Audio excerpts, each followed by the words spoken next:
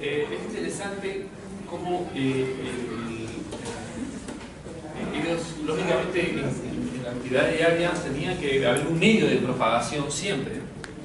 Entonces, pero aparentemente, si tomaban una botella de vidrio o lo que sea y les traían el aire, o sea, prácticamente no quedaba aire y aparentemente no había nada dentro de eso, la luz la pasaba y atravesaba. Eso quiere decir que se trasladaba en el vacío. Entonces, dentro del esquema mental de esa época, no encajaba el vacío, por lo tanto, ellos generaron de manera hipotética el éter, ¿no? El éter. El éter supuestamente era algo muy ligero, una sustancia muy ligera, ¿no? Y que a través de ese éter se trasladaba. Luego se descubrió en experimentos que el famoso éter no existía. Acuérdense que eso no es descabellado en el sentido de que se proponen cosas desde el punto de vista hipotético, digamos, pero muchas cosas hipotéticas finalmente han resultado. El otro día estábamos hablando acerca de la barrera hematoencefálica. La barrera hematoencefálica, que es los capilares del sistema nervioso central, tienen una diferencia con los otros capilares, no deja pasar cualquier cosa. Y un investigador lo que hizo que inyectó a un ratón anilina, que es un pigmento. Lo inyectó por vía endovenosa y luego pues lo partió en varias partecitas, sacó del ratón. Y lógicamente todos los órganos del cuerpo estaban, porque todos los órganos del cuerpo estaban pintados de color, de la pintura esa, la tintura. Pero cuando abrió el cráneo, el encéfalo no estaba pintado ese color, ni la médula espinal. Eso quiere decir que los capilares eran diferentes, no dejaban pasar algunas cosas. Entonces a eso se llamó barrera hematoencefálica, y eso se descubrió antes del microscopio. ¿Sí? O sea, ya se tenía la idea, y se postuló que hay algo diferente. Lógicamente, cuando se desarrolla la microscopía electrónica, etc., se puede ver bien perfectamente, histológicamente, cómo los vasos que van al cerebro, o sea, los capilares del cerebro son histológicamente diferentes a las otras partes del cuerpo. O sea, tú puedes postular a eso y luego, desde el punto de vista tecnológico, podrías, igual se planteó el éter, pero de la misma manera que se plantea algo hipotético, una teoría, inmediatamente se busca desde el punto de vista tecnológico encontrar efectivamente eso. O sea, no es que a mí se me ocurrió que pueda haber el éter por ahí, no se encontró el éter, por lo tanto, actualmente se dice que las ondas electromagnéticas viajan a través del vacío, pero nuevamente viene ahora con las nuevas investigaciones lo que se llama la materia oscura. O sea, aparentemente el universo energéticamente nos falta una cierta cantidad de energía y hay una materia distribuida en el universo que no la podemos detectar. A eso se le ha llamado materia oscura, y que probablemente sea por la cual se trasladan las ondas electromagnéticas. Pero esto ya es más una curiosidad. Teniendo en cuenta que se propaga por todo el espacio, tuvo que acudir al éter, ¿se dan cuenta? Luego esto ya fue desechado. Tal es así cuando algunos que hablan de la radio dicen, no, cuando se transmiten programas por radio, dicen, lo transmitimos a través del éter. Entonces, de esa sustancia que se creó de manera teórica. Acuérdense que la teoría del flogisto, la teoría que tenía que ver con los electrones, que eran, por eso se sigue hablando del fluido eléctrico. El fluido eléctrico era porque no se sabía que la electricidad provenía de los electrones. Entonces se pensaba de que era como una sustancia, así como una sustancia líquida, o sea, como algo que tú podías llenar o vaciar. Teniendo en cuenta que se propaga por todo el mundo, tuvo que ser entendido como un medio que nunca ha dicho espacio y se deforma al paso de la onda luminosa.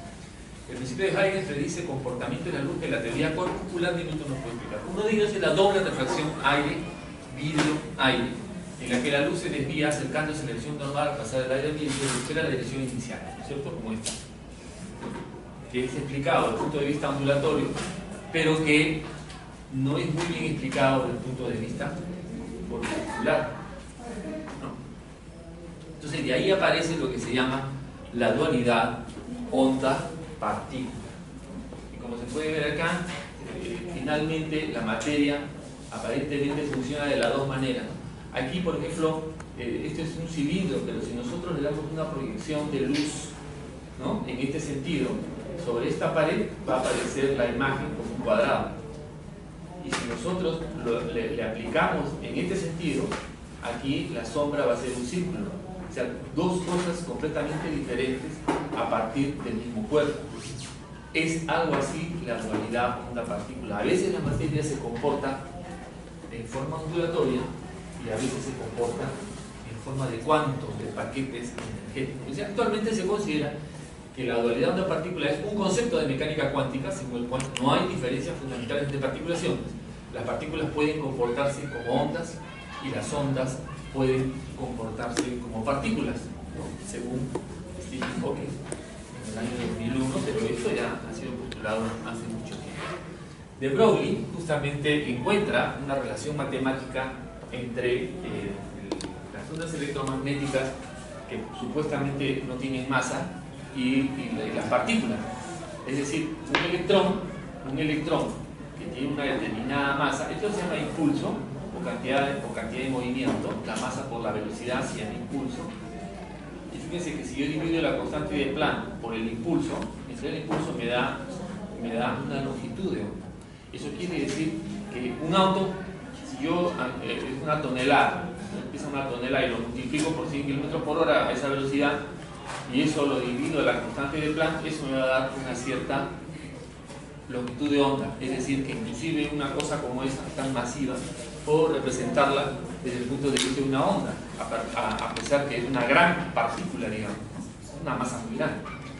Un electrón podría comportarse de acuerdo a su masa como una partícula, pero llevando con esta ecuación podemos ver que yo puedo tomar al electrón como una onda electromagnética también, o sea, como si tuviera una longitud de onda en su propagación, teniendo claro de que evidentemente los cuerpos que tienen masa pueden comportarse más como partícula como onda, pero desde el punto de vista de la dualidad es posible hacer experimentos con ellos y tener, digamos, algunos fenómenos desde el punto de vista ondulatorio, ¿no?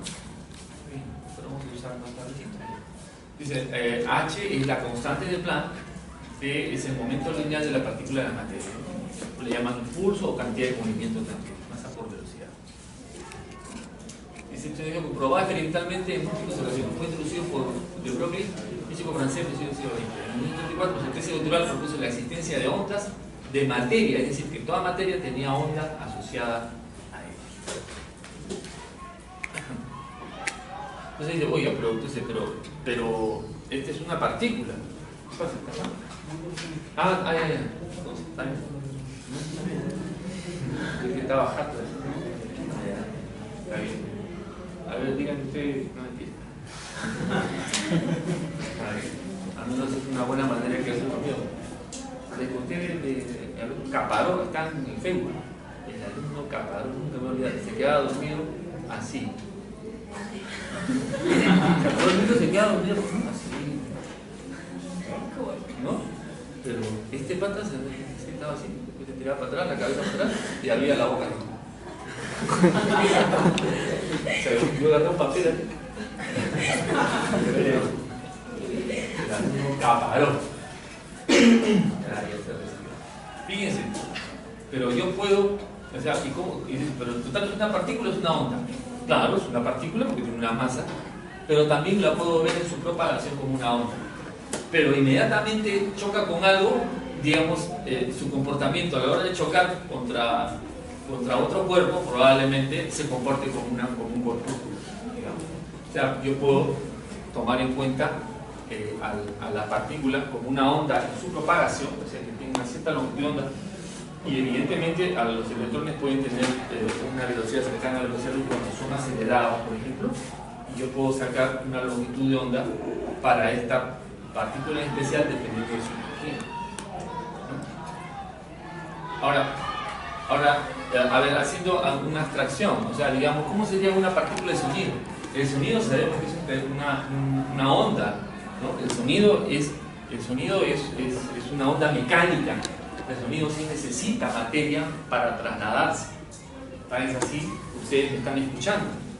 O sea, aquí definitivamente el sonido tiene un fenómeno de tipo ondulatorio, ¿no? En su trayectoria, porque a pesar de que yo estoy hablando en una dirección, fíjense que me escuchan todos.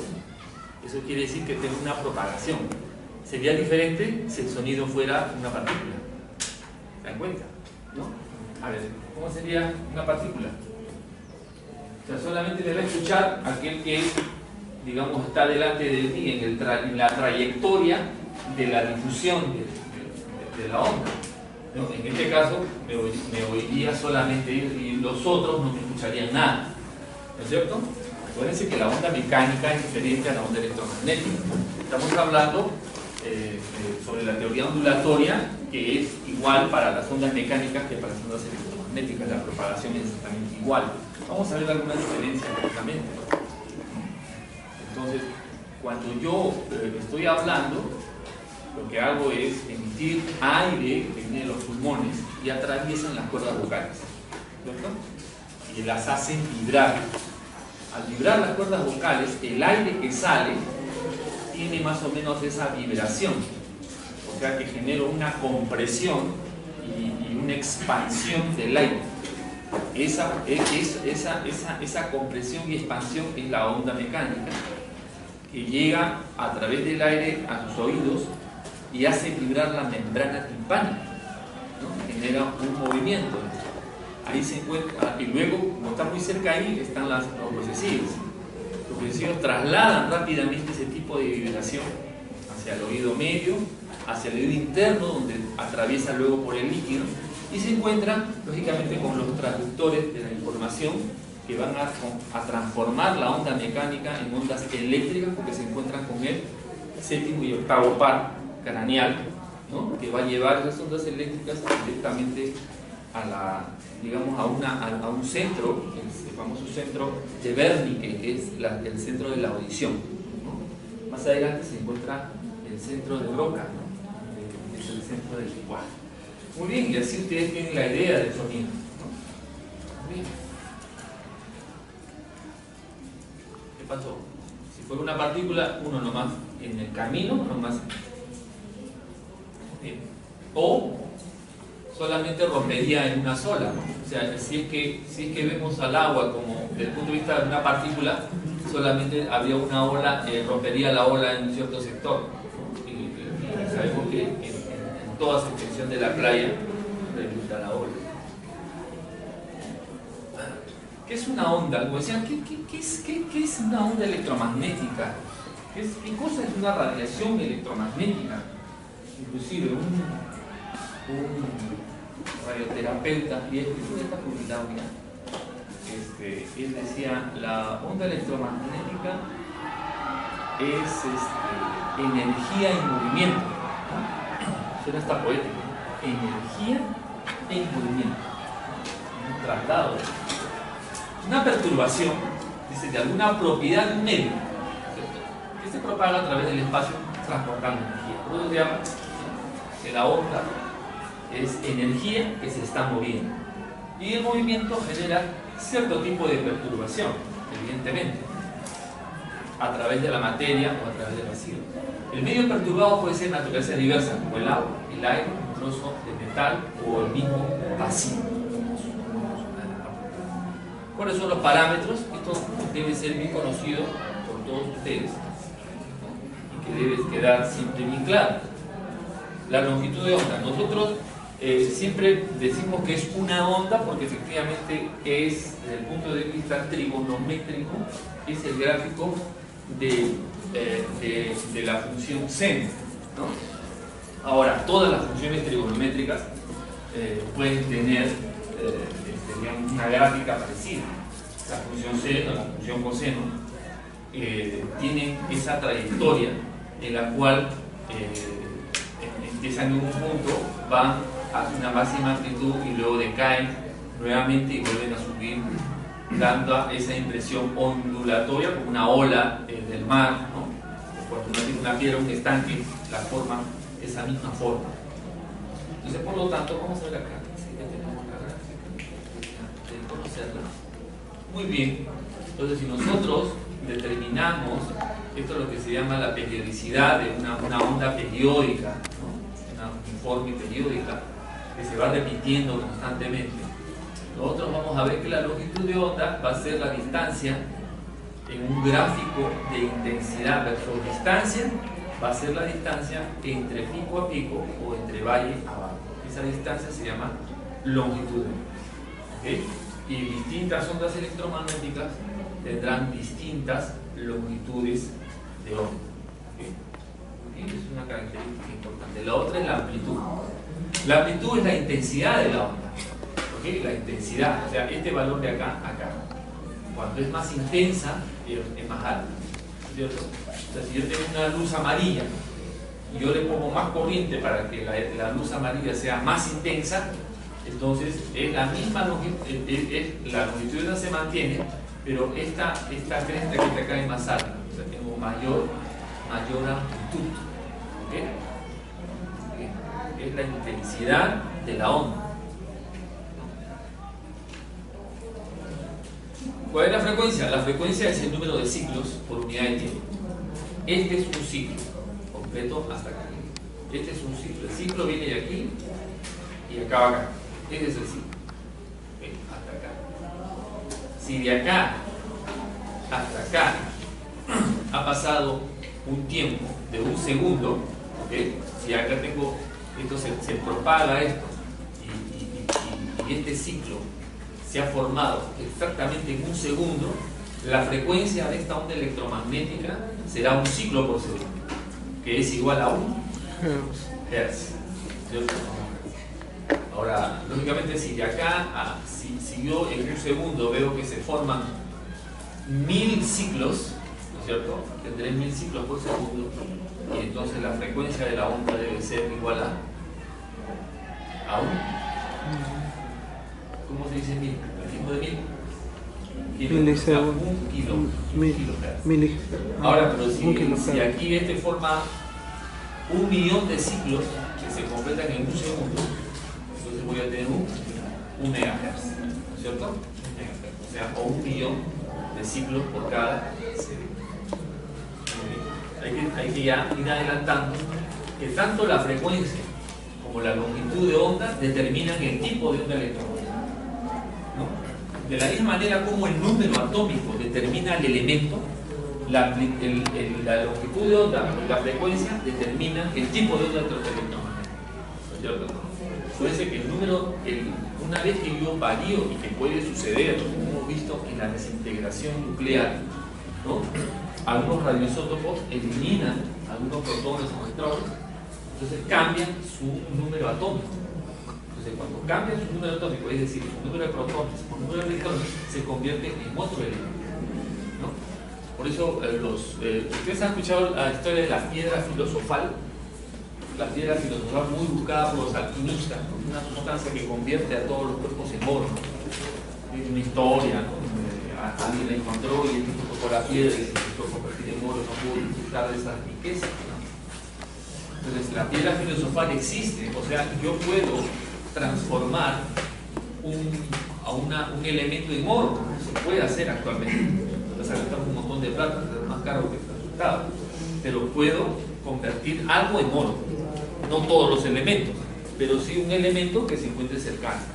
Y lo puedo irradiar o puedo bombardearlo con neutrones, hacer una serie de cosas y puedo tener oro radioactivo. Desgraciadamente el oro radioactivo después decae y se convierte en otra cosa, pero ya es posible, no algo que viene de la historia, digamos. Desde el punto de vista de las transformaciones nucleares, yo puedo conseguir oro. Entonces, por eso la frecuencia o la longitud de ondas van a determinar el tipo de onda electromagnética. O sea, puede ser luz, dependiendo de su frecuencia o de longitud, puede ser rayos X, puede ser rayos gamma, o puede ser calor, o puede ser rayos ultravioleta, solamente cambiando. En cambio, si uno cambia la amplitud, es la misma onda electromagnética, o sea, si es luz amarilla, luz verde, pero cambiando la amplitud, si aumento la amplitud, esto que está acá será una luz amarilla más intensa o rayos X más intensos, pero va a ser la misma especie de onda. Muy bien. Acá tenemos, por ejemplo, una onda con baja frecuencia, ¿no es cierto? La baja frecuencia, y esa es la alta frecuencia, ¿no es cierto? Por eso en la radio decía, en onda corta o en onda larga. Es interesante porque las comunicaciones más lejanas, ¿no es cierto?, se daban, decía, pero ¿por qué es más lejana y con una onda corta? ¿No? ¿Por qué se refería a la frecuencia?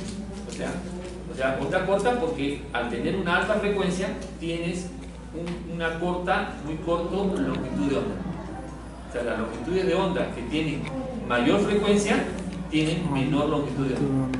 Las ondas que tienen menor frecuencia tienen una mayor longitud de onda. El periodo es el inverso de la frecuencia, ¿ok? O sea, es lo que se demora la onda en completar un ciclo, ¿no? Por eso es el inverso, ¿no? O sea, lógicamente, si hubieran dos ciclos, o sea, de acá a acá hubieran, bueno, acá se completa acá, ¿no? Esto se completaría aquí. Si de aquí hasta acá hay dos ciclos y acá hay un segundo, ¿no es cierto? Un segundo sería dos ciclos por segundo, ¿no es cierto? Entonces, ¿cuánto se demorará un ciclo? Medio segundo. No, un segundo. Medio segundo. Un segundo, ¿no es cierto? Sería el inverso, ¿no? Entonces, el periodo es el inverso de la frecuencia, ¿cierto? ¿Por qué da la frecuencia? Este es el. Date cuenta que la frecuencia es un número por segundo. En cambio, el periodo es un tiempo, ¿no es cierto? Y si tú haces el inverso de la frecuencia, eso te da el periodo. O sea, lo que demora, cuánto demora en configurarse un ciclo, ¿cierto? Eso es el periodo. Yo siempre que he revisado muchos libros, generalmente no explican esta parte, que es la fase. Básicamente porque la fase es una característica que no se puede ver bien cuando veo una sola onda electromagnética, pero en cambio cuando veo dos y ya las puedo comparar, ahí recién aparece, ¿no? ¿Qué cosa es la fase? Lo que pasa es que las ondas electromagnéticas pueden comenzar en distintos momentos, como estas dos que están acá, ¿no es cierto? Esta comenzó en este punto, y cuando esta comenzó en este punto, esta comenzó en este lugar de acá, ¿no es cierto? Es decir, que cuando ellos se configuran y empiezan a desarrollar la onda, vemos que hay un pequeño desfase. Fíjense, si estas dos ondas electromagnéticas, que tienen la misma frecuencia, que tienen la misma amplitud, y tuvieran la misma fase, no las pudiéramos diferenciar. Estarían superpuestas exactamente unas de la otra. Pero estas dos tienen la misma frecuencia porque están desarrollando los mismos números de ciclos por unidad de tiempo. Tienen la misma amplitud porque tienen el mismo pico que está acá. Tienen la misma longitud de onda porque tienen la misma distancia pico a pico y valle a valle. Este rojo como el rojo de acá y este azul que este llegaría aquí y sería la misma longitud. O sea, tienen todas las características. Pero lo que se difiere aquí es lo que se llama la fase, ¿ok? Y aquí hay una pequeña diferencia de fase, ¿no? Si nosotros seguimos una partícula que sigue el trayecto, vamos a ver que estas dos ondas tienen dos fases diferentes. Muy bien. A ver, es como cuando yo converso con una persona y voy caminando, ¿no es cierto? Está a mi lado.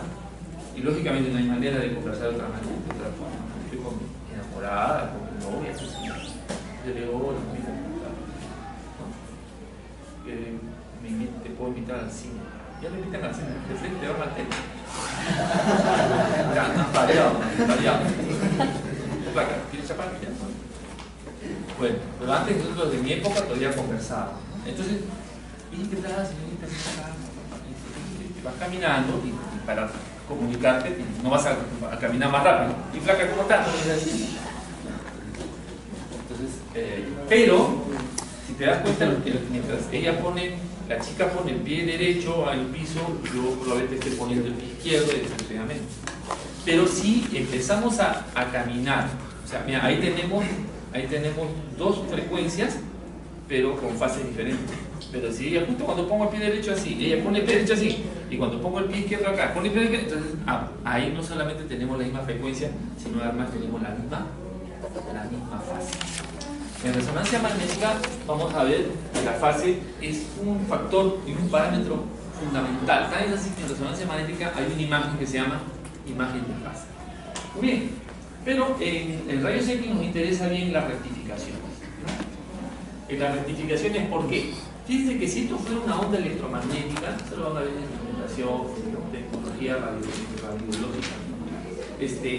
Fíjense que yo necesito en un tubo radiógeno que los electrones vayan de un sentido al otro en la formación. O sea, yo tengo acá mi filamento, ¿no es cierto? El filamento muy delgadito donde va a pasar la corriente y se forma una pequeña nube de electrones que van pasando y van chocando y van casi saliendo del alambre, ¿no? Y luego yo aplico una diferencia potencial, ¿no? Es como si a los electrones le hago un hueco en el piso y se van hacia abajo, igualito, y los atraigo con una gran velocidad, una gran energía cinética contra el ánodo. El ánodo giratorio es un pedazo de metal, ¿no? Para que se formen ahí a los rayos X. Entonces, cuando yo hago esto, le aplico una diferencia, digamos que este es el voltaje, una onda eléctrica que tiene la misma forma. Entonces, esto va en un sentido y aquí va en el sentido contrario. Ahora, los electrones están acá y cuando va aquí, estos van a ser atraídos en este sentido, ¿no es cierto? Este sentido. Pero esta onda ya no participa, porque esta onda haría más bien que los electrones vayan en sentido contrario, ¿ok? En sentido contrario. Entonces lo que se hace es un artificio en el hardware, que hago que yo con unos diodos se hace esto, una válvula, hago que esta onda negativa se convierta en positiva, para que sea mucho más eficiente. Hay varios tipos de rectificación que lo van a ver en su debido momento. Entonces, de tal suerte que esta onda negativa ocupa este lugar, de tal suerte que ahora tengo más probabilidad de eficiencia de ese tubo radiógeno desde el punto de vista de la electricidad. Muy bien. Actualmente esto ha cambiado mucho, todavía siguen teniendo los equipos portátiles muy pequeños, tienen los llama autorrectificados, etcétera, tienen un diodo por ahí que nos permite que no tengan, porque en principio se anulaba esto, ¿okay? Los equipos radiógenos no podía pasar esto porque si no los electrones iban a irse en sentido contrario, iban a chocar los electrones contra el filamento. Entonces lo que se hacía es poner una válvula especial para que la corriente vaya solamente desde se anulaba. Al anular en un momento tenías corriente y tenías rayos X, y en otro momento no tenías corriente y no tenías rayos X. En un momento tenías corriente y no. Entonces era un uso ineficiente de la electricidad para formar radiación. Entonces por eso se usó un rectificador se llama de media onda o de onda completa que genera este tipo. Actualmente ya prácticamente eso se hacía en un gran transformador. Tú entrabas en un equipo rayos X y veías ahí un chiquitrío más o menos, un pequeño refrigerador, que salían los cables de alta tensión. Ahora estos transformadores de alto voltaje y estos rectificadores prácticamente están cerca de comenzar o dentro del comando, ¿sí? Ya un pequeño. Y a la vez pueden tener esto. Esta fue una solución interesante, la corriente trifásica que ustedes lo han escuchado una vez, ¿cierto? Generalmente se va con un negocio, una pequeña industria, ya no puedes usar los 220 voltios con esa potencia que tiene. Si tienes una máquina semi-industrial, tienes que ponerle una corriente trifásica, porque ellos necesitan mucho más carga. Entonces, si tienes una corriente trifásica, son 3 ondas eléctricas desfasadas, de tal manera que si yo emito esta corriente, fíjense que ya no cae, continúa con esta, haciendo el voltaje presente cada vez más estable. Ahora, yo puedo rectificar todavía estas ondas, o sea, estas ondas negativas, volverlas positivas, de tal suerte que van a ubicarse en este paso, en este lugar, y de tal suerte que van a mantener prácticamente un voltaje casi constante. Entonces, esto se llama una onda fásica. La fase es muy interesante, como digo, en resonancia magnética, Y es tan interesante que se ha tenido que usar unas matemáticas superiores. En resonancia magnética se usan los números complejos. ¿Se acuerdan que son los números complejos? ¿Qué son los números complejos? Ah, no sé. Hay que estudiar. ¿No? O sea, los números, acuérdense cuáles son los números que sirven para contar. Son naturales, ¿no? Se llaman naturales porque es como cuando el hombre salió de las cavernas, ¿no? Y dejó de matar a los animales y comer y caminar por ahí, dijo, no, queme por aquí porque me cansa caminar. Entonces empezaron a domesticar animales o a la agricultura. Entonces cuando tenían los animales tenían que saber cuántos tenían, no había número. Entonces lo que hacían era una vaca, qué sé yo, una estaca, ¿no? Y después pues, se habían dos rayas, 3 rayas. O sea, ni modo que, imagínense, uno es de la época de las cavernas, sale 1.5, 3.2. Por eso dice que es natural, los números naturales. Y son enteros y positivos.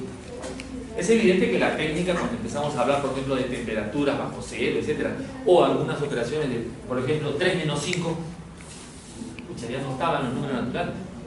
Entonces necesitábamos los números enteros negativos. Entonces ahí teníamos los números enteros, pero sabemos que entre los números enteros hay números fraccionarios, y si lo unimos, generan los números racionales. Pero hay números fraccionarios que no parten de una división. O sea, 1 entre 2 es 0,5 y se acabó. 1 entre 3, 0,33333, una periodicidad, ¿no es cierto? Pero por ejemplo 3.1454999932798, que es pi, no se forma de una división y además no tiene ninguna periodicidad. Entonces esos números se llaman los números irracionales, ¿no es cierto? Que unidos a los números racionales teníamos los números reales. Y ahí aparentemente acababa de ser. Pero las matemáticas no es una invención total, no es una abstracción total. Las matemáticas tratan de reflejar la naturaleza, ¿no es cierto? Entonces se necesitaba, debido a la fase, no encajaba matemáticamente, ¿ok? Entonces se generaron, o sea, si estos son los números reales donde estaban todos los números, ¿no es cierto? Todos los números, inclusive los irracionales, ¿no? Estaban aquí todos los números, se generó uno perpendicular que es raíz de menos 1. A eso se llaman los números imaginarios. Y los números imaginarios, unidos a los números reales, los números complejos. Por eso hablaremos de estos números complejos, hablaremos cuando llevemos el curso de la clasificación. Según el medio de propagación, ondas mecánicas necesitan un medio de propagación, ondas electromagnéticas no necesitan un medio de propagación. Según la dirección de la perturbación, o sea, cómo van, las ondas pueden ser longitudinales, ¿no? Cuando tengo un movimiento de las partículas producido por la perturbación paralelo a la dirección de la onda, en este sentido, ondas longitudinales. Y también ondas transversales cuando se mueven perpendicularmente a la dirección de la propagación. Hay algunos que se mueven así y los transversales se mueven así. Por ejemplo, ahí tenemos una onda longitudinal. Las ondas sísmicas, por ejemplo, tienen esta forma, ¿no? De compresión y descompresión y siguen la misma dirección de la propagación. Y las otras, las ondas eléctricas, las ondas, las radiaciones, los rayos X, gamma, etc. La luz tiene esta forma ondulante y que es transversal, porque su perturbación es perpendicular al desplazamiento. Las ondas electromagnéticas son casos especiales de ondas transversales donde no existe vibración de partículas, pero los campos eléctricos y magnéticos son siempre perpendiculares a la dirección de la propagación y por tanto se trata de ondas transversales. Algunas particularidades de las radiaciones electromagnéticas se forma de propagación de energía a través del espacio sin necesidad de un medio material. Abarca un espectro muy amplio de tipo de onda, desde las microondas hasta los rayos X y gamma, pasando por la luz visible. Los rayos X son radiaciones electromagnéticas de alta frecuencia, es decir, energías mayores a 1 kiloelectronvolt. Fíjense que la luz es 1000 veces menos, o sea, un electronvolt. Las radiaciones electromagnéticas no tienen masa, no tienen carga eléctrica, viajan a la velocidad de la luz. Es increíble esto. Vi una charla de Paraguay y me preguntaron acerca de esto, o sea, porque justamente hablo de los efectos biológicos de la radiación, y a mí me ha pasado que cuando estaba así de practicante, ¿no? Tú quieres tomar radiografía, no es mía, ¿verdad? O sea, estás atrás de licencia para que te dé la máquina, tú quieres tomar, y ya te quería revelar tu plan.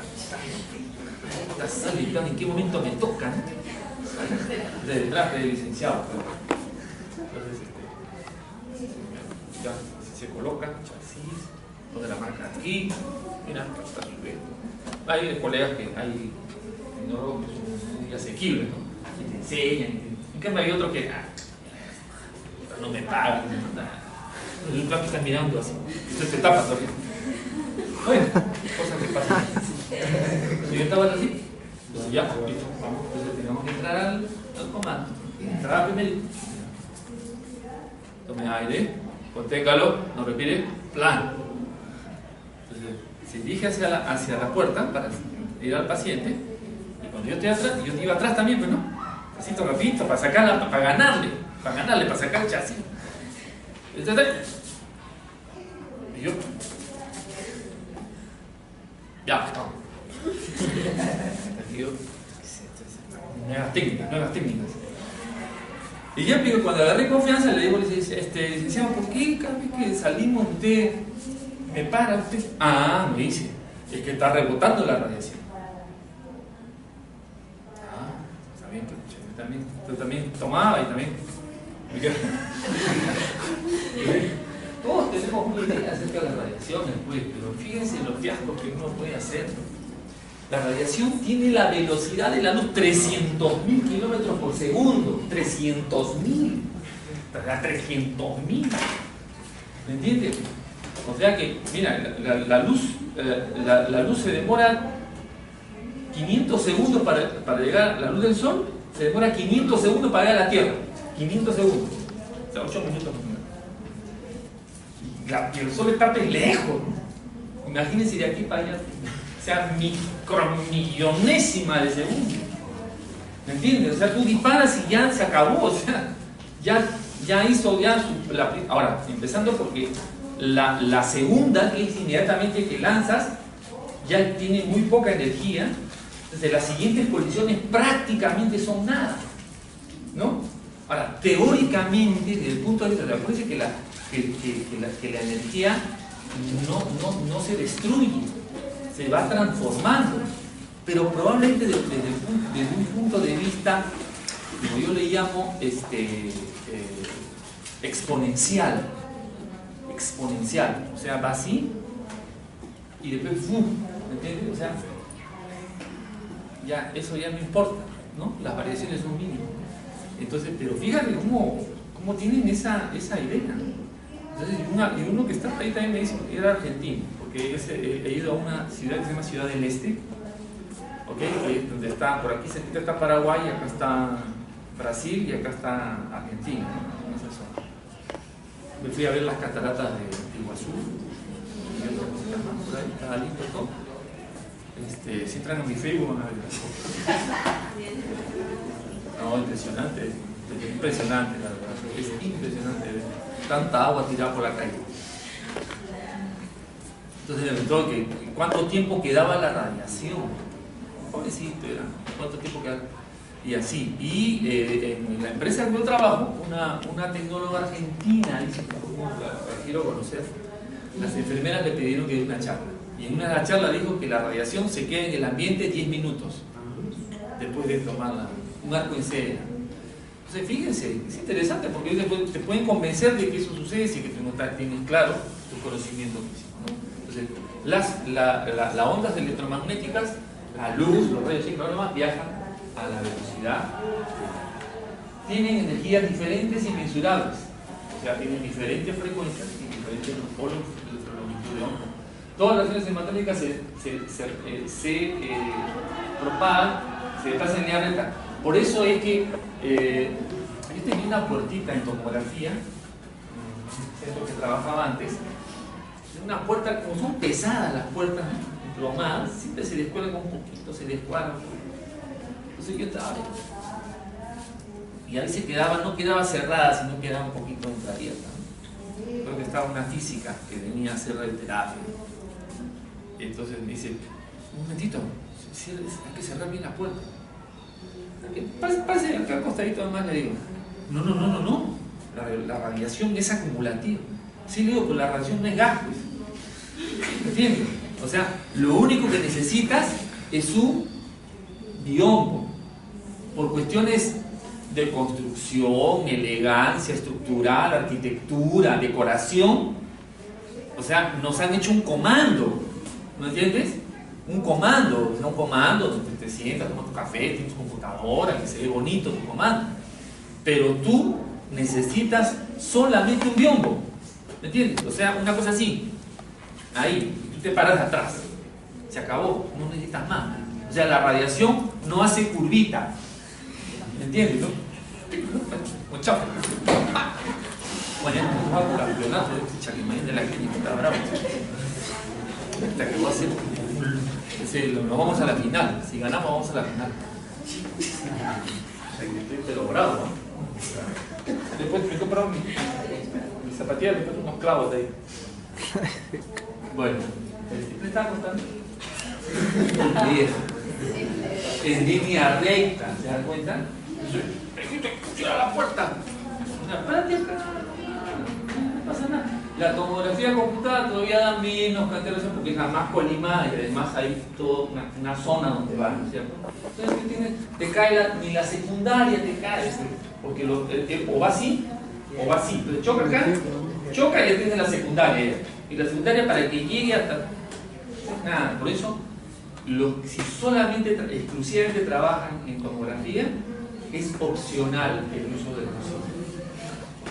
Es opcional, hay que saber eso, porque a veces viene lo del IP y su dosímetro, a mí me dijeron no digo. Y su dosímetro es opcional. Yo he leído la ley, ¿no? En las normas está. Muy bien. Todas las radiaciones electromagnéticas se pasan en línea recta. Las radiaciones no se ven afectadas por los campos eléctricos o magnéticos porque no tienen carga, ¿cierto? Y no son partículas. Muy bien. Las radiaciones pueden estar polarizadas de manera que vibran en un solo plano, y eso lo podemos ver con las lunas polarizadas, por ejemplo, donde hay una preferencia para la dirección. O sea, las lunas polarizadas como un carro, ves de afuera, de adentro para afuera, pero no ves de afuera para adentro.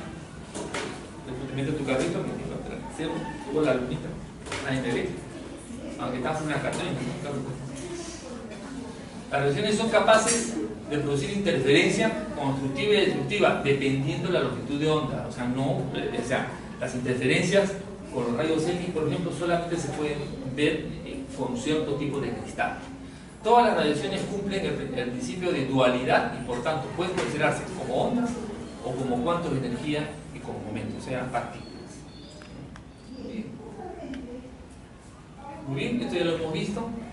Las ondas electromagnéticas son una inducción, una autoinducción de campos eléctricos que inducen un campo magnético que a la vez induce un campo eléctrico, y este campo eléctrico induce un campo magnético formando un ángulo de 90 grados, ¿no es cierto? Y fíjense que la perturbación, digamos así, o los cambios en intensidad son transversales, por eso dice que es una onda transversal. Van subiendo y bajando perpendicularmente al desplazamiento de la onda. Después el otro es una señora en Santa Rosa. Acababa la chamba, el trabajo de la mañana, entonces abría las ventanas y las puertas y empezaba pues, y a mí me parecía muy bien, porque es un lugar cerrado, ¿no? Bueno, casi todos los lugares, ¿no? Bueno, ahora tenemos aire acondicionado. funcionaban, efectivamente, pero digamos que antes pues, no todos los centros tenían.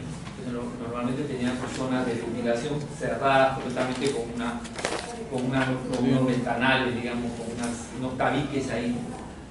Efectivamente la abría, entraba la luz de la calle, una cosa así, o del pasadizo. Y ahí ya, me parecía muy bien. ¿Y señor está ventilando usted el sitio? Sí, me dice, lo que pasa es que hay que botar todo el aire ionizado.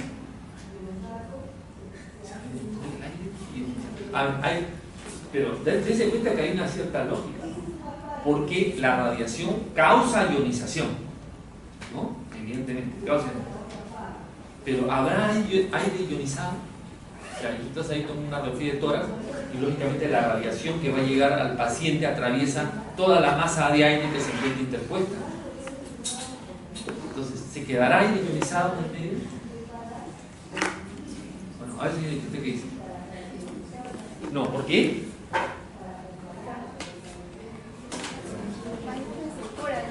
La estructura en la que llegamos a ver la que va a ver, ¿qué? La que va a absorber la radiación. Sí, pero acá está el paciente, acá hay una masa de aire y acá está la radiación. ¿Sí? Y la radiación, para llegar al paciente, atraviesa primero la masa de aire. Y si la radiación es una radiación ionizante, antes de llegarle al paciente, ioniza la masa de aire que se encuentra ahí. Ahora, pregunta, ¿hay aire ionizado? Uy, le rompió el cerebro, ¿ah? Ya parecía que todo estaba bien. A ver, señor, usted que está usted que con caracterizamiento, a ver, ¿hay aire ionizado o no?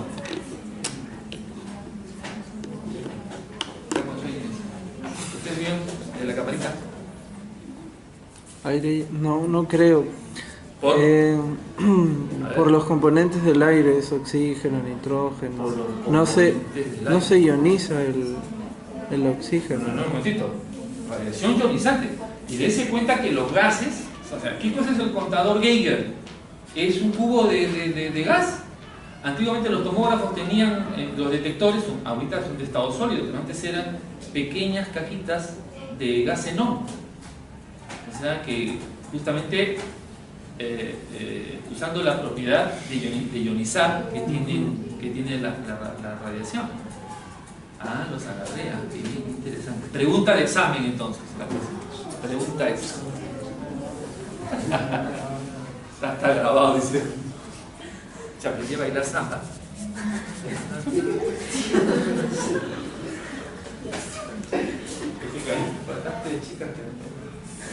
¿Cómo se hace, mamita? ¿Cómo se hace? También licenciado, yo le voy a enseñar, pero primero póngase la ropa, me dice. Se ve feo, se ve feo cuando hace eso. Bueno, ¿y qué estábamos? En lo ionizado. Ya, para ustedes nomás les voy a decir, ¿ya? O sea, ioniza, pero no hay nada que los mantenga ionizados.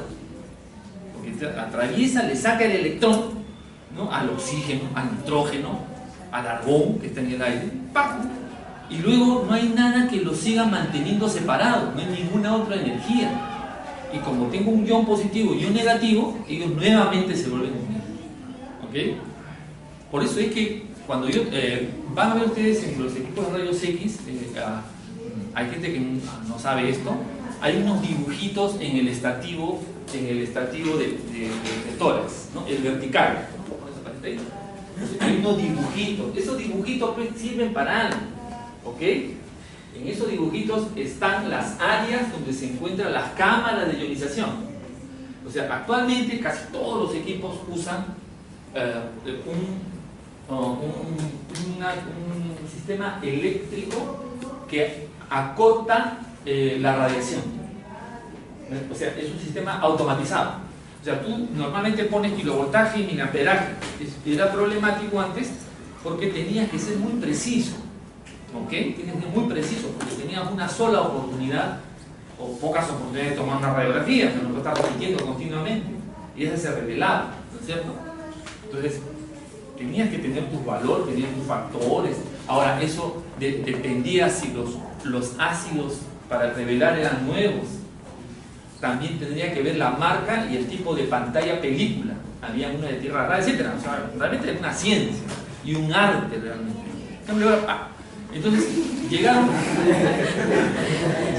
los nuevos, estos equipos de biómetro, se crearon los sistemas que cortaban entonces, lo calibrabas y activan, por ejemplo, hay dos a los costados, uno al medio.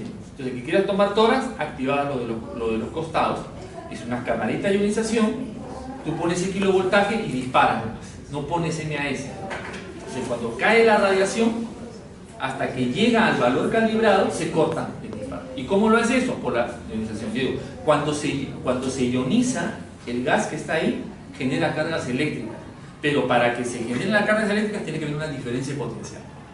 Entonces, pasa la radiación, se para, y la diferencia potencial que está dentro de la cajita hace que los electrones se vayan, ¿me entiendes? Por ahí, y hay uno que está contando los electrones, y cuando llegó a la calibración se corta el disparo, entonces sea más preciso. Actualmente todos los equipos ya tienen prácticamente estas cámaras de ionización, que pueden ser cámaras verdaderas, o sea, cubículos con gas, o también pueden ser ahora en estado sólido. ¿Okay? A ver, yo siempre tratando de que el conocimiento básico físico tenga una repercusión en tu vida diaria, ¿no? Y que se sienta que ese conocimiento no es puramente una abstracción, ¿no? Y a veces nos salva. Nosotros podemos crear ondas electromagnéticas. ¿Se pueden crear las ondas electromagnéticas? O hay que, o Dios nomás las puede crear. ¿Puede crear? ¿Sí se puede? Claro. Nosotros somos fuentes de ondas electromagnéticas. ¿Por qué? Porque el calor es una forma de onda electromagnética, que son lo que llamamos rayos infrarrojos. El calor, rayos infrarrojos.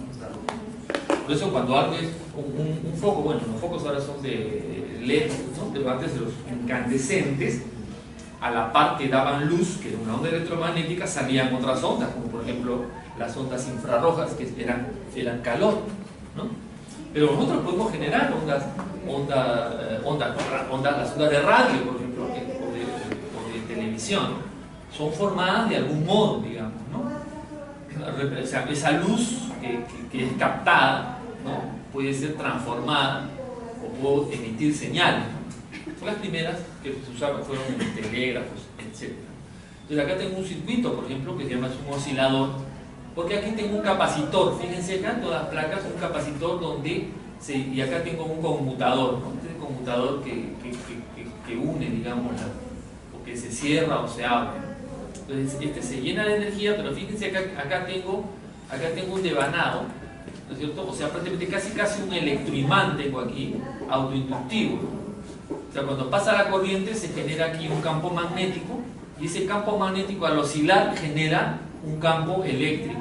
Ese campo eléctrico genera una carga que cuando llega a la capacidad de este capacitor suelta y nuevamente va. Entonces yo así genero una onda electromagnética, una onda eléctrica y una onda magnética, digamos.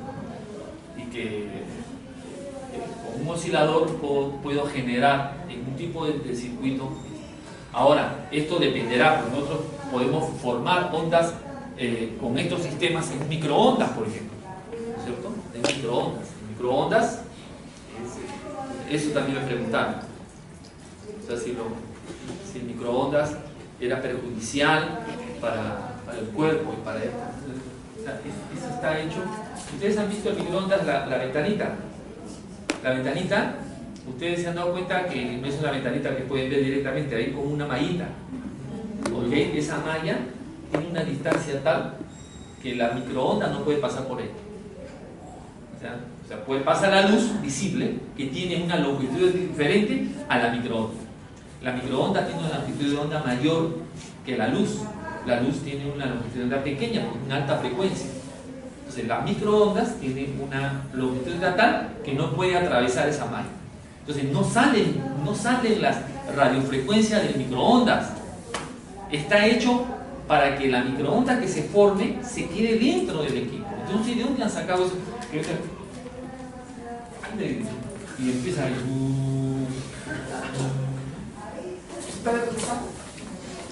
Entonces, es una locura. A veces me preguntan cosas bastante obvias, pero que la gente piensa que las ondas de radiofrecuencia son perjudiciales para la salud.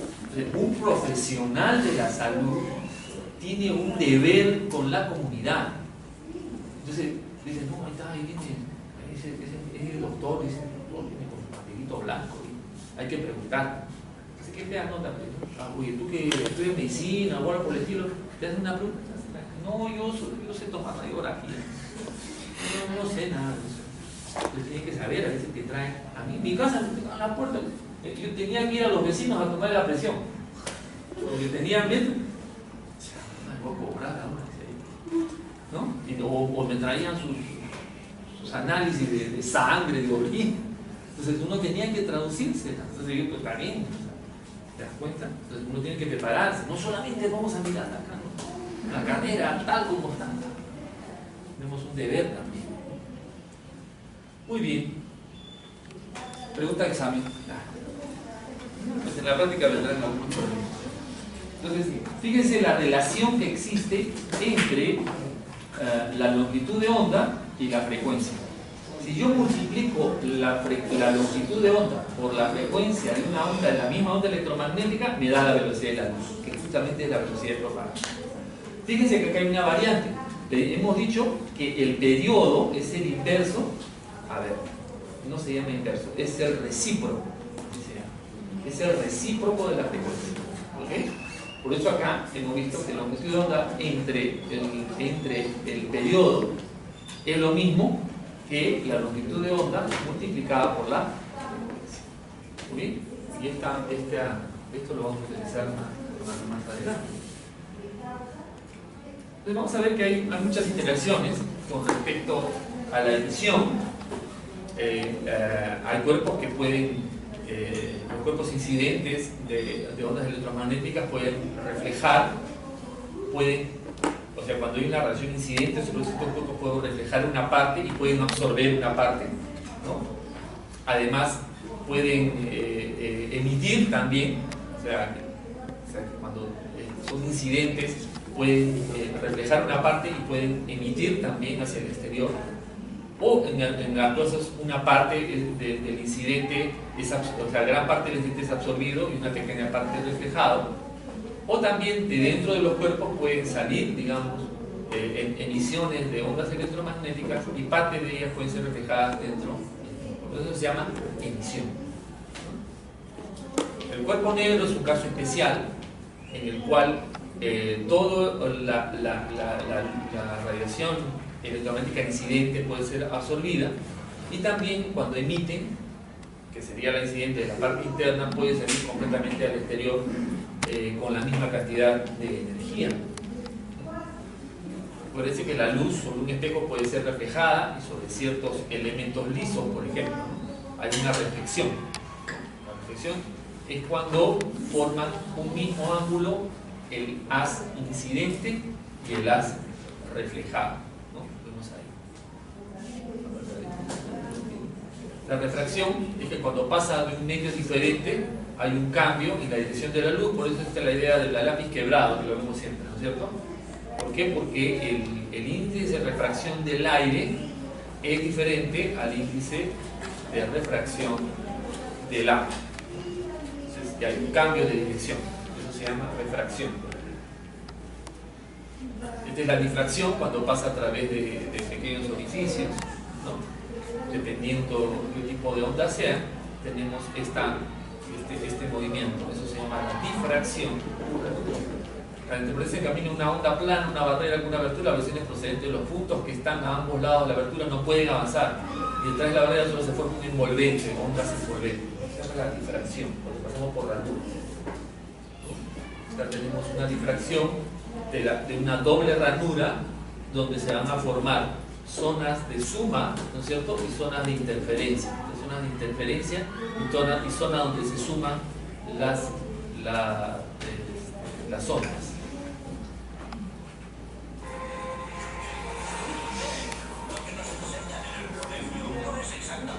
¿Se escucha? Es una película interesante acerca de la mecánica cuántica. Hay una parte interesante solamente, hay una parte interesante, yo lo hemos sacado aquí. A ver, un poquito de silencio. ¿Qué? Max Planck.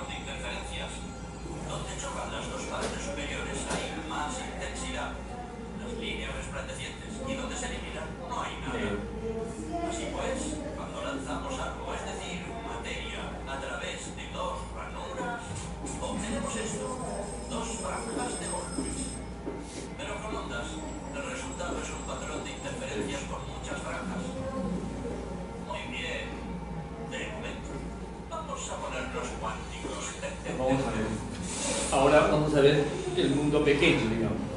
Viene a usar canicas electrónicas.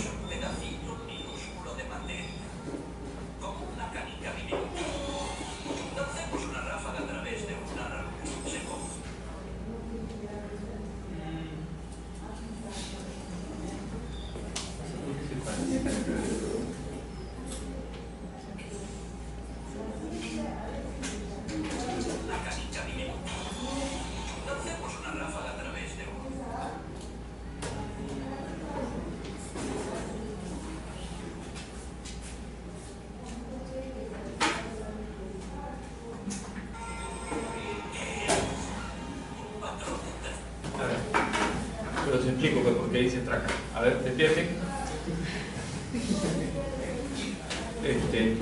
A ver, ya ha visto que cuando se usaba una canica, o sea, a nivel macroscópico, cuando habían dos ranuras se formaban dos franjas. Si había una ranura, una sola franja.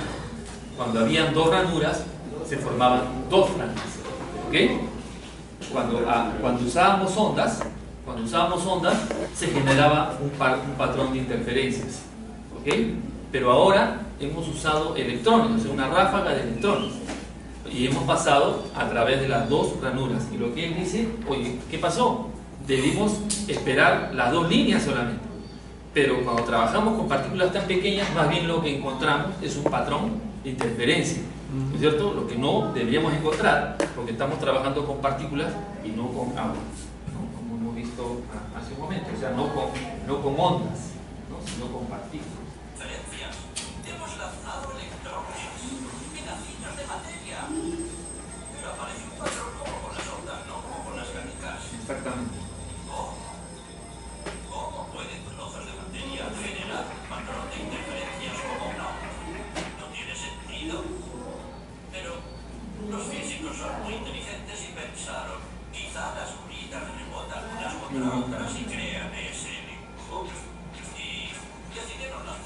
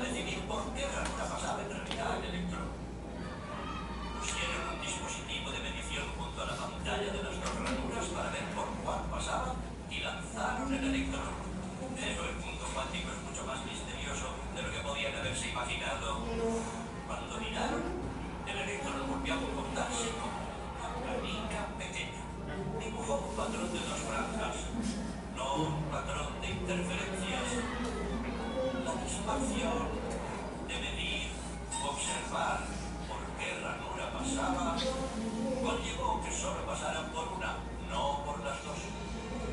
Y Electrón decidió actuar de manera distinta, como si fuera consciente de que lo observaba.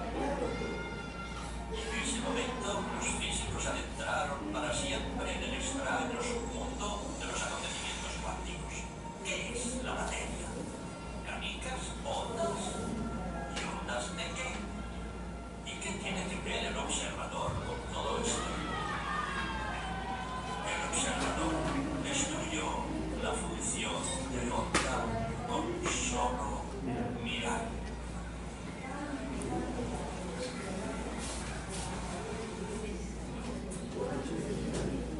Entonces, claro, ahí está hablando acerca de la mecánica cuántica, realmente, más que de la dualidad onda-partícula, que en una parte no boca, ¿no? Y es interesante, cuando empiezas a medir, o sea, empiezas a observar la interacción de medir, que probablemente medir, no solamente medir, sino probablemente interaccionar con otra cosa, lo que se llama la ecuación de onda era definida y ya no había todo ese patrón de probabilidades que hay, ¿no? Por eso dicen, aquellos que conocen, que dicen saber qué es la mecánica cuántica, realmente no la conocen. Y hay mucho que ver. Se puede generar difracción de los rayos X solamente usando un cuerpo cristalino, un tipo de cristal cuya distancia entre sus átomos sea comparado a la longitud de onda de la radiación. O sea, no se puede difractar con un espejo, con nada parecido. A ver, acá vamos a ver las propiedades corpusculares, ¿no es cierto? Vemos que nosotros podemos saber la energía de una partícula. Pero el observador tiene ya que ver. Ah, ya, justamente, claro. Lo que pasa es que para nosotros esto lógicamente no ha llegado al meollo del asunto. Claro. O sea, el observador no es un uno que está viendo. El observador es algo que está interactuando con el experimento realmente. O sea, tiene que haber una luz, tiene que haber un filtro, ¿me entiendes? Lo otro es lanzar los electrones limpiamente sin nada más y ver los resultados, ¿ok? Pero desde el punto de vista del observador, no es que yo ponga un microscopio electrónico y veo. Lo que tengo que poner es algo que interaccione. Cuando pongo algo que interaccione para ver por dónde pasó, es donde finalmente ya no se da ese patrón de interferencia. Entonces ahí, lo que pasa es que ahí te está mostrando este nuevo mundo que hay de la mecánica cuántica. La mecánica cuántica no te dice las cosas como son, sino que cada cosa tiene una probabilidad. Por ejemplo, yo camino hasta ese lado, hay una probabilidad de que aparezca en Marte, por ejemplo, ¿no? Es un mundo de probabilidad, pero es más probable que aparezca allá yo mismo, acá mismo en la Tierra. Hay mayor, ¿no? de probabilidad. Por eso ahí viene el famoso experimento del gato en la caja. El gato de Schrödinger. El gato en la caja dice, o sea, un electrón puede estar desde el punto de vista mecánico cuántico en dos lugares, como has visto tú. O sea, puede pasar por aquí, a la vez puede pasar por otra ranura, puede no pasar por ninguna ranura y puede pasar por las dos ranuras. Tenemos todo ese mundo de probabilidades. Entonces, eso es un experimento mental no aplicado a las grandes materias, pero digamos que fue una paradoja, ¿no? Para mostrar lo difícil que es analizar la mecánica cuántica y tiene que ver con otros ojos. Justamente Einstein estaba en contra de la mecánica cuántica porque él no podía, él decía que Dios no jugaba a los dados, ¿no? Que las cosas no puede haber solamente probabilidades para las cosas. Entonces, ¿qué pasa? Se puso un mecanismo con un radioisótopo, ¿no es cierto?, que emitía un tipo de radiación. Desde el punto de vista cuántico, podía ir hacia el lado A o hacia el lado B, ¿ok? Pero desde el punto de vista cuántico también puede estar en el lado A y B, o puede estar ni en A ni en B, ¿no es cierto? Entonces, si iba este fotón al lado A, activaba el mecanismo. El martillo rompía el veneno y el gato moría. ¿No bien? Ahora, si iba a B, entonces no se activaba el mecanismo, no caía el martillo, no había veneno y el gato estaba bien. Pero ¿qué pasa cuando el fotón va a los dos lugares? Como hemos visto que sucede, ¿no es cierto? Como hemos visto que existe una probabilidad que el electrón o ese fotón vaya a esos dos lugares. Activó y no activó a la vez. O sea, la pregunta es, ¿el gato está vivo o está muerto? La única forma de saber es abrir la caja. Esto no se da para un gato porque un gato tiene demasiadas partículas, demasiada energía, demasiadas partículas, no se da. Generalmente se da, esos experimentos se deben hacer solamente con pequeñas partículas y a bajas temperaturas, ¿no? Eso lo vi yo en otro, escuché a otro físico hablando de eso, porque eso es solamente un ejemplo, una paradoja para que tú pienses, porque la gente quería seguir esperando ver cosas precisas de la mecánica cuántica. Bien, aquí podemos ver que justamente si yo quiero saber directamente cuál es la energía de un fotón, tengo que multiplicar la frecuencia por la constante de Planck. Como la constante de Planck es un número, tenemos una relación directa entre la energía de una onda electromagnética y su frecuencia. Fíjense que cuanto es más alta frecuencia, quiere decir que más alta su energía, y desde el punto de vista de la región ionizante, cuando tiene más energía o tiene más frecuencia, es más penetrante, ¿cierto? Por eso nosotros utilizamos el kilovoltaje. Cuando tenemos una persona más gruesa, tenemos que usar más kilovoltaje, es decir, más energía para poder atravesarlo. Si no, podríamos no tener una imagen. Muy bien. Entonces, desde el punto de vista de la dualidad, si yo tomo a todas las ondas electromagnéticas como fotones, o sea, como si fueran partículas, tengo que aplicar esta relación matemática para saber la energía con la que está viajando una onda electromagnética. Bien, entonces en ese paquete y ese fotón tiene esta energía y lógicamente si lo quiero saber, si lo quiero conocer en electrón voltios, tengo que usar o un otro en joules también y solamente cambiaría. Cuando se ponen problemas te tengo que poner en el examen la constante de Planck y sus diferentes valores dependiendo de qué te pida la cantidad de energía. Bien, fíjense que nosotros podemos usar esta ecuación de acá. Esta ya la conocemos, la energía es la constante de Planck, que es un valor, con sus unidades, todo, que al multiplicarlo por su frecuencia me da una unidad de energía que puede ser en joule o en electronvolt.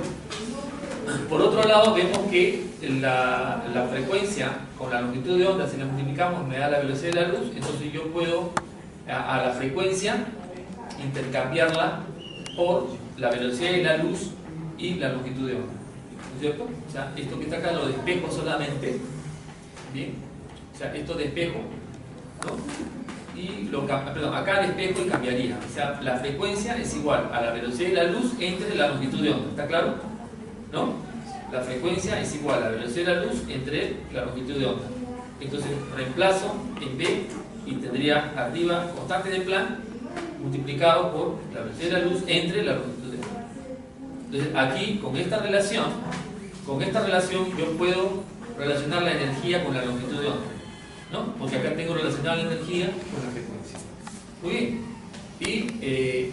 Y como acá tengo la constante de Planck, es un valor conocido, ¿no es cierto? Acá lo tenemos en joules segundo, joules sobre segundo, 6.62 por 10 a la 94 joules segundo. Entonces, y es un valor conocido, y la velocidad de la luz también es un valor constante y conocido. Si lo multiplico, me da 1.24. Entonces yo a cualquier energía que me den, o sea, si un fotón viaja a cierta energía, yo puedo saber su longitud de onda solamente despejando esta ecuación. Solamente que la longitud de onda está dado en nanómetros. Lo vemos en nanómetros. Un nanómetro es 10 a la menos 9 metros. En la práctica, para un ejemplo, si la energía de un fotón de rayos X es de 100 kiloelectronvoltios, ¿cuál será la longitud de onda en nanómetros? Según la ecuación, qué sé yo, es esta que está acá, E es igual a 1.24. Entonces pongo acá, despejo la longitud de onda, pasa la energía acá abajo, ¿no? Que está en kiloelectronvoltios, y lo divido sencillamente y me da 0.0124 nano. ¿No? Fíjense que esta longitud de onda es pequeñísima, es prácticamente a nivel atómico, porque es una altísima, ¿no? Una altísima. La longitud de onda es más o menos del orden de los rayos X, son del orden de un ángstrom, o sea, de 10 a la menos 8 centímetros. En este caso, para este caso específico, es 10 a la menos 10 metros. 10 a la menos 10 metros. El espectro, ahora nosotros pues, para formar imágenes podemos usar ondas de radio, que la usa la resonancia magnética.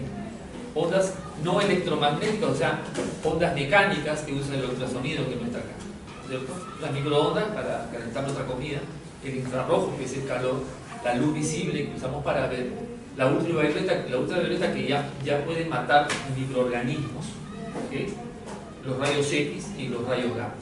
Acuérdense que los rayos X y los rayos gamma se diferencian básicamente por dónde están formados. Los rayos X, el tubo de rayos X, y los rayos gamma, la desintegración radioactiva, o sea, salen del núcleo. Es decir, yo puedo tener, ahorita por ejemplo, del cobalto sale más o menos 1.11, del cobalto 60 sale 1.11 megaelectronvolts, pero yo en un acelerador lineal puedo formar mucho más de eso, o sea, serían rayos X de ese nivel. Cuando los rayos X alcancen ese nivel también se le llama rayos gamma, ¿okay?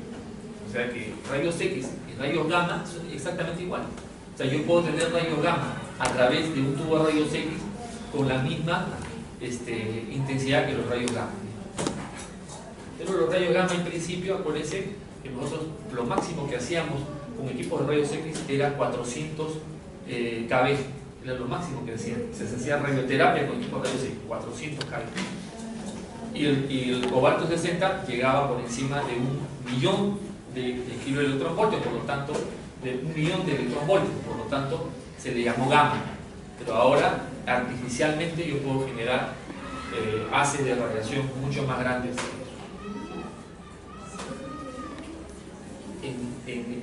A ver, hay un hospital, no es el Mount Sinai, no es el Hopkins. Hay otro hospital más que tiene un acelerador de partículas de 30 megaelectronvoltios. Acelerador de partículas, de protones. Ahora se está dando radioterapia con protones. Bueno, ya la utilización del espectro electromagnético, ustedes saben, va variando tanto en su frecuencia, longitud de onda y la utilización que tenemos con respecto a ellos. La luz visible tiene un pequeño espectro también, que tenemos rayos X, los rayos gamma.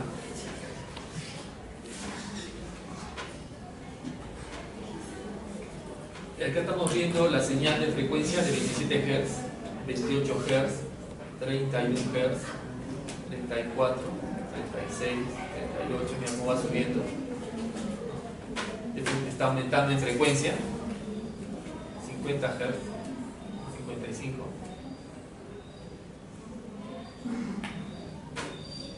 Se cuenta que se va cortando a medida que va aumentando.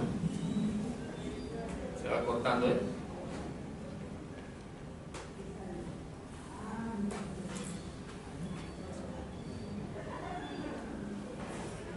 Esto me parece que tenemos a medida que voy aumentando la frecuencia se va acortando la longitud de onda. Ustedes me fijan, ¿no? Así será. El sonido. Estamos a nivel de la frecuencia audible en este momento. Es bien grave, que estoy escuchando. Ahora se siente bien agudo, se acorta más, se vuelve a explotar.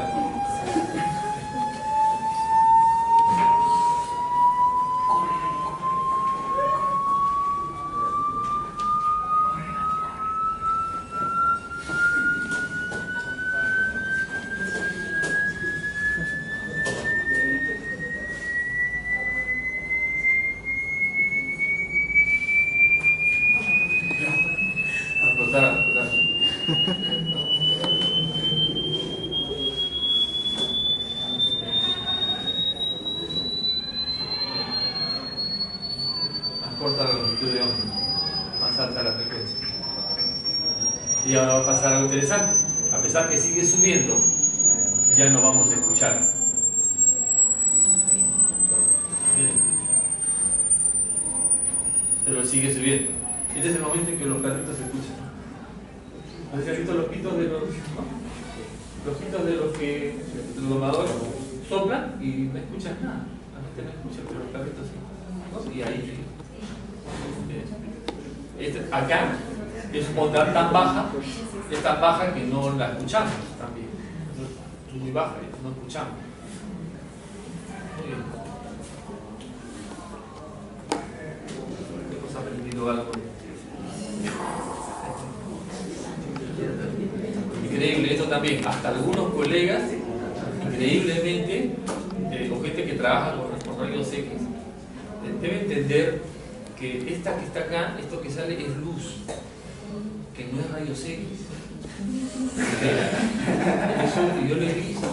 Yo recuerdo mucho, o sea, una vez estaba allí y había que yo.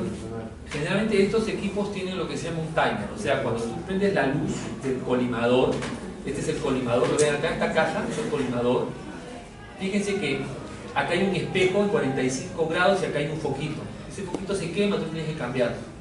Y tiene un timer. Es un timer, o sea que cuando tú lo prendes, igual que en esos baños que tú quieres, el lavatorio con el agua para lavarte las manos, lo presionas y luego sale y se corta el agua, igualito. Acá tengo un timer, lo prendo y dura un cierto tiempo para alargarle la vida al foco. Y luego de un momento se apaga. ¿No es cierto? Entonces yo recuerdo que habían estado conversando unos colegas y el foquito se había quedado prendido porque el timer probablemente se malogró, no hizo que se apagara el circuito. Entonces uno dijo, uy, hemos estado acá y nos estamos irradiando todo este tiempo. O sea, no comprendían que esto es luz, ¿no? Es luz, solo que sale la luz en la misma dirección. O sea, porque yo tengo que colimar la imagen, ¿no es cierto? Esta cajita tiene unas palanquitas a los costados que te reduce, ahí sí está limitando la luz, pero a la vez limita a los rayos X cuando estos salen, ¿no es cierto? Con estos colimadores que están acá. Y justo coincide el punto focal con el espejito, de tal suerte que el foco va acá y sigue la misma dirección que va a tomar los rayos X cuando tú enciendas el equipo y cuando dispares. Eso no quiere decir que esto es radiación. Es increíble, pero así sucede. Cosas que están bien.